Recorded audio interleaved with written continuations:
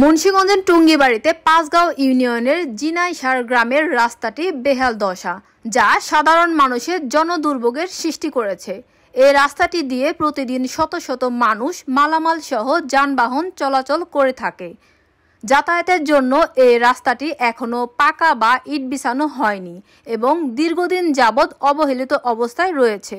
স্থানীয়রা জানান, মাঝে মাঝে এখানে ইট বিছানোর কথা শুনলেও তা আমরা দেখতে পাই না।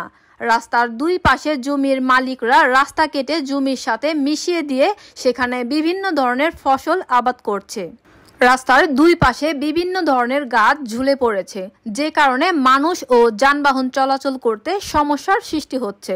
স্থানীয়দের দাবি, রাস্তাটি দুই পাশে অনেক জমির মালিকরা দখল করে নিয়েছে। মসজিদ পর্যন্ত আমাদের একটি রাস্তা 750 ফিট, যেটা এলজিআরডির অধীনে রয়েছে।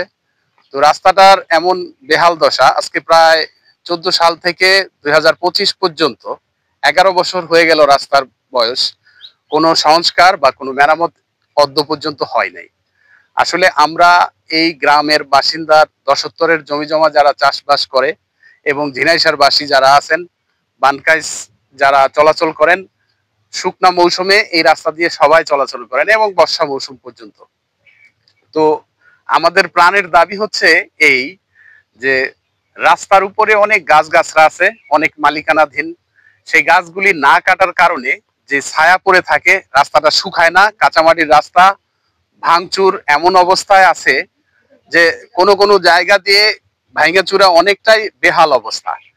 দেখা গেছে এমন একটা সময় থাকে, একটা অসুস্থ রোগী, কোনো একজন গর্ভবতী মহিলা, কোনো একটা লাশ আমরা বহন করতে যাই, আমাদের এতটা সমস্যার সম্মুখীন হইতে হয়, না রাস্তা দিয়ে চলতে পারে, না একটা মানুষ বহন করার মতো একটা গাড়ি ওখানে নিতে পারি। তো গাছগাছরাগুলি থাকার কারণে দেখা গেছে আমরা ওই রাস্তার ভিতরে সূর্যের আলো পড়ে না। মানে এমন একটা অবস্থা যে কাঁচা মাটি এভাবেই ক্ষতিগ্রস্ত হয়ে যাইতেছে।